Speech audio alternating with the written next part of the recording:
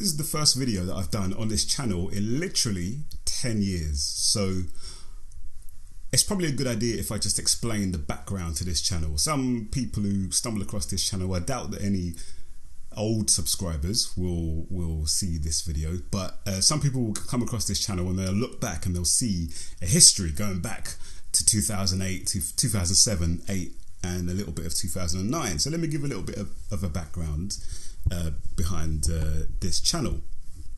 So the channel started 2007 was when the channel was launched, and at that time I was a Christian, but I was a somewhat of an unorthodox Christian. I wasn't, by that stage, I wasn't in a church actually.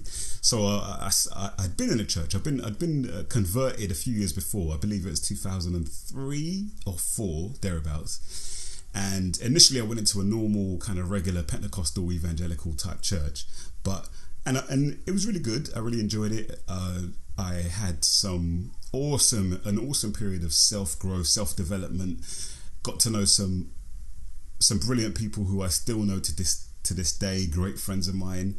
And, you know, for several years, that was who I was, and it was a big part of my life. And it shaped who I am to this day as well, I'd say. But then I started to question a lot. I mean, all the way through I was questioning. I was always, from when I became a proper Christian, I was always all about the book, all about the Bible. So I was always reading the Bible, and I was always reading with a sort of, with my eyes open, I felt. I hope I was anyway. And I was always seeing things and wanting to understand more and more and more. I was hungry for knowledge, hungry for truth, you know. And I thought that was what it was all about, being hungry for knowledge, hungry for truth.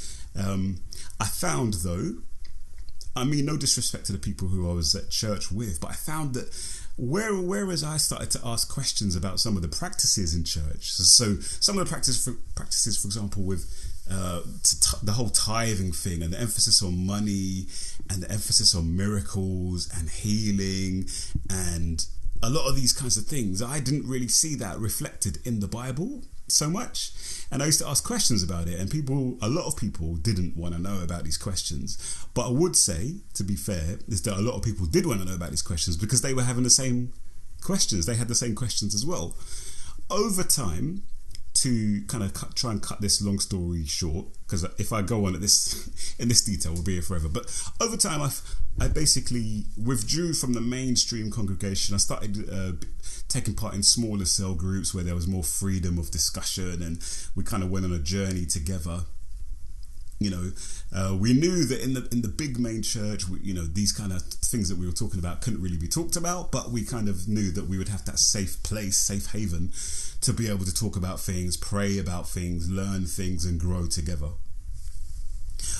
Over time, we all kind of, our lives kind of took different directions, even though we're still in contact with a few of them to this day. But over time, I realized that, frankly, I was starting to find myself further and further and further away from orthodoxy.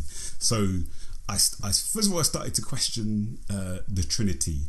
I started to question then the divinity, the idea that Jesus was God, the Trinity, as I say. Then I started to question the idea that, I think the next big thing was really the Paul's teachings in relation to the Old Testament. And in relation to Jesus' views of the Old Testament, Jesus' views of the Torah, whether or not people were supposed to be followers of him were meant to be keeping the Torah or not. And I got to a position that actually Jesus' position was that yes, people should be following the Torah. So it was somewhere in Matthew 5 where he basically said that anyone who doesn't keep the Torah, the Torah won't fall away until heaven and earth falls away, or something like that.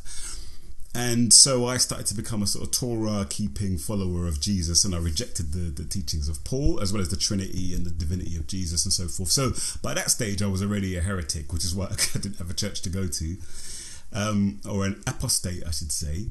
Then it got to a point where I looked at the foundation of the idea that Jesus was the promised Messiah in the Old Testament, and I was like, well, actually, no. And you'll see this on my video, the development of my ideas in the videos.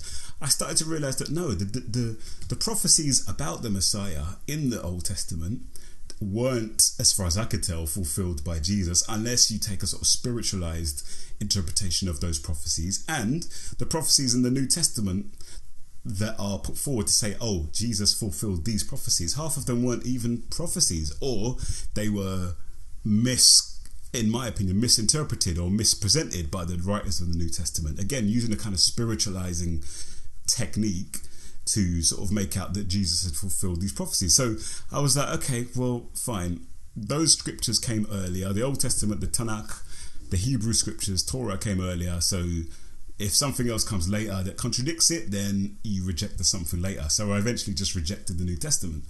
And I was in real kind of no man's land at that stage. You know, what congregations are there that are for Torah observant people who are not into the Orthodox Judaism or whatever, but want to sort of serve the Lord in accordance with the Hebrew scriptures? There's not much of a family out there for people like that. So then the next thing was I the more I studied the Torah, I started to consider the things in there with regard to things like the genocides, the commanded genocides by Yahweh, and the some of the morality in the Torah itself. And basically you could probably say at that stage I was becoming more and more of a humanist, and I just realized that actually I've got no business in basing my life on this book at all. My opinion of the book got to a point where I felt that it was basically a compendium of one nation, i.e. the Israelites, one nation's encounters with what they thought to be God, and how they understood what God wanted them to do, what righteousness was all about, what was best for themselves, what was best for their people, and so forth. There's a lot of politics in the Bible. There's a lot of politics in which sections of which books got selected, and you can see even competing camps, competing schools arguing with each other really in the different sections of the Bible, and basically I was like, yeah, all right, cool. It's a very important collection of texts, but it's not for me. And then so from then I kind of really stopped thinking so much about these big issues to do with God and the meaning of the life and so on and so forth, and it's only now really 10 years later that I've started to really think about these issues again. And not that I've only just thought about them, but it's only now that I want to start talking about them publicly. And so that's why I've renamed the channel.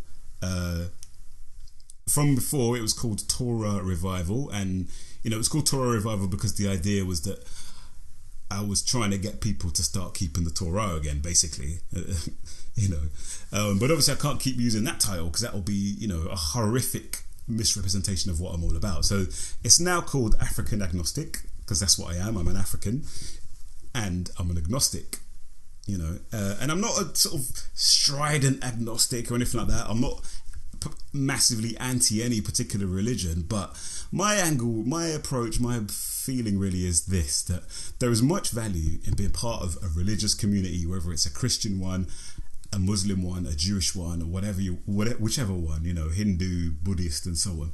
There is much value in that. I think all of those streams, from what I understand, all of those streams of religious thinking have got a lot of beauty, a lot of wisdom, a lot of truth, a lot of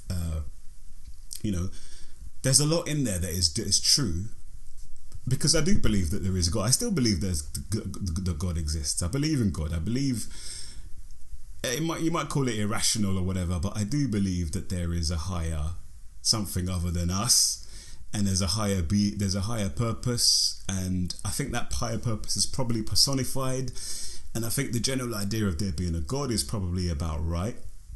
But I know I'm not stupid enough to sort of say that this is definitely the case, I'm open to be shown otherwise, but that's basically what I think. And I think that all the different spiritualities, traditions, even African spiritualities and so on, they've all got some aspect of the truth as to how best to live with this universe and to live with this higher being, wherever you want to call him or her or it or they or so on. But while I do think that, but then I also think that for me anyway, while I may go on to be a part of one of these communities, but it will always be as a dissenter, you know. And really what I wanted to quickly say in this video is that what I've realized is that a lot of religion is basically about believing certain ideas. So you got to believe in Christianity. That's what I know, because that's what I've been part of. That's the tradition I'm part of. I'm living in England as well. Britain's a Christian country, basically, culturally Christian at least.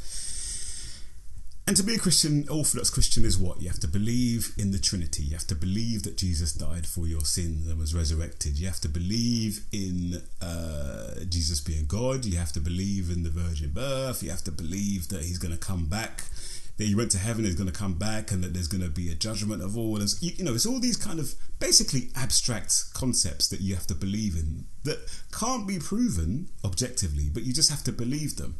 And that it's those things, it's those abstract things that frankly are not directly relevant to any, anything to do with our actual lives right now. They're not directly relevant. You can interpret, you can come up with a reason as to why you think it's relevant. Basically, it basically comes down to, you're going to be judged by God, so you better believe the right thing. And for me, I'm like, no, those are the things that I don't think even the book itself, even the Bible itself, doesn't clearly teach most of these things.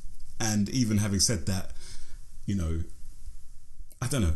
I just don't see the need. I don't see the value in this kind of head knowledge stuff. What's important for me is the how you live your life side of things. And of course, that will be dismissed by a lot of Christians as being a works-based religion or whatever. But frankly, it's not about the religion. It's not about being saved and whatnot. It's about none of those things for me. It's about living your life now. It's about being the best person you can be now.